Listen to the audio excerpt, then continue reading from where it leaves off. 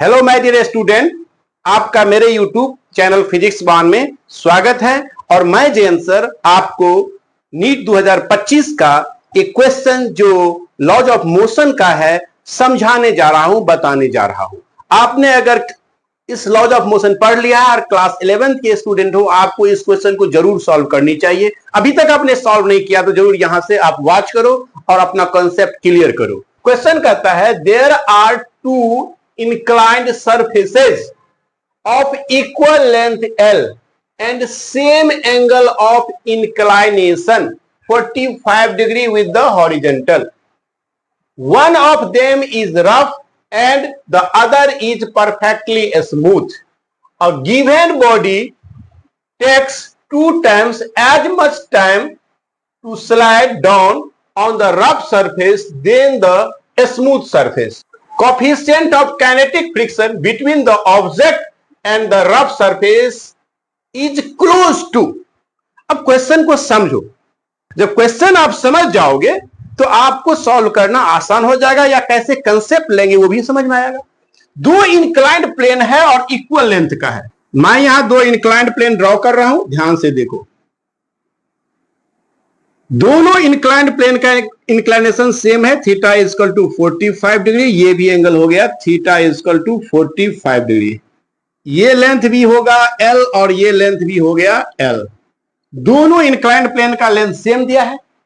एक सरफेस है स्मूथ और दूसरा सरफेस है रफ, और एक ब्लॉक को स्मूथ सरफेस पे रिलीज किया जाता है, दूसरे ब्लॉक को रफ सरफेस पे रिलीज किया जाता है। मान लो ब्लॉक ए है, ये ब्लॉक बी है, तो ब्लॉक ए को जितना पॉइंट बॉटम तक पहुंचने में समय लगता है T, उससे 2 टाइम्स ज्यादा लगता है किस सरफेस पे? तो रफ सरफेस पे। ध्यान से समझो, एक स्मूथ सरफेस हो गया, दूसरा रफ सरफेस हो गया। दोनों सरफेस का जो लेंथ है वो इक्वल है, इंक्लाइनेशन भी दोनों का सेम है। स्मूथ सरफेस पे ब्लॉक ए को स्लाइड होकर के एल लेंथ ट्रेवल करने में जितना टाइम लगता है उससे 2 टाइम्स ज्यादा टाइम लगता है रफ सरफेस पे।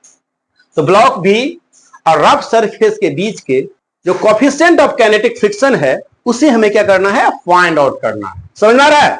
पहले ये क्वेश्चन अगर आप इसको प्रैक्टिस करोगे तो ये क्वेश्चन पढ़ने में आपको 20 सेकेंड लगेंगे, डिसीजन मेकिंग में 10 सेकेंड लगेंगे और आप क्वेश्चन सॉल्व कर लोगे।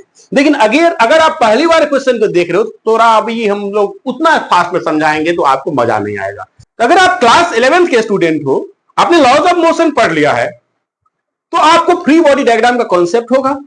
अगर नहीं है तो आप मेरे पिछले वीडियो में जाकर के इसे देख सकते हो, समझ सकते हो। मैं लिंक डाल दूंगा इस वीडियो के डिस्क्रिप्शन में। ओके, तो मैंने बता दिया है, मैं समझाया है, आपको पता होना चाहिए कि अगर स्मूथ इंक्लाइंड प्लेन पर जो एक्सेलरेशन होता है वो g sin थीटा के बराबर होता है, और रफ इंक्लाइंड प्लेन पर जो एक्सेलरेशन हो जाएगा वो हो जाएगा g sin theta minus mu cos theta. Okay, दोनों बॉडी जब स्लाइड करना शुरू करेगा दोनों के लिए इनिशियल वेलोसिटी क्या हो जाएगा? 0। दोनों ट्रेवल कर रहा है इक्वल लेंथ, तो फर्स्ट सरफेस के द्वारा आपको पता होना चाहिए कि S बराबर क्या होता है? ut plus half AT square. तो L लेंथ ट्रेवल करने में जो स्मूथ सरफेस पे टाइम लगेगा वो कितना लगेगा? T। उसके लिए फॉर्मूला हो जाएगा हाफ, u तो 0 है, ये टर्म 0 आ जाएगा, a के बदले ले लोगे g sin theta, okay, into T square. और रफ सरफेस पे जो ब्लॉक स्लाइड करके पहुंचेगा ग्राउंड तक वो टाइम कितना ले रहा है? 2t। लेकिन इसका भी इनिशियल वेलोसिटी कितना है? 0 है। इसके लिए जो फॉर्मूला हो जाएगा सो हाफ एक्सेलरेशन कितना रखोगे? g sin theta minus mu के कॉस थीटा इंटू 2t का होल स्क्वायर। और ये इक्वेशन मान लो फर्स्ट और ये इक्वेशन मान लो सेकेंड। तो प्यारे बच्चों, मैं दोनों कंडीशंस के लिए s बराबर ut plus half AT square apply करके दो इक्वेशन ले लिया। अब इस दोनों को हम इजीली क्या कर सकते हैं? इक्वेट कर सकते हैं। अब ये क्लास 9-10th के लेवल का क्वेश्चन हो गया। यहां से यहां तक का मैथमेटिकल प्रोसेस क्या हो गया? क्लास 9-10th के स्टूडेंट सॉल्व कर सकते हैं। तो यही मेन कॉन्सेप्ट है। ध्यान से देखो, half g sin theta minus mu cos theta 4t square is equal to half g sin theta t square. अब कॉमन टर्म को कैंसिल कर सकते हो, टी स्क्वायर कैंसिल हो जाएगा, हाफ जी कैंसिल होगा। थीटा इक्वल टू 45 डिग्री आपको पता होना चाहिए, साइन 45 डिग्री और कॉस 45 डिग्री दोनों का वैल्यू सेम होता है और 1 बाय कितना होता है, √2 होता है।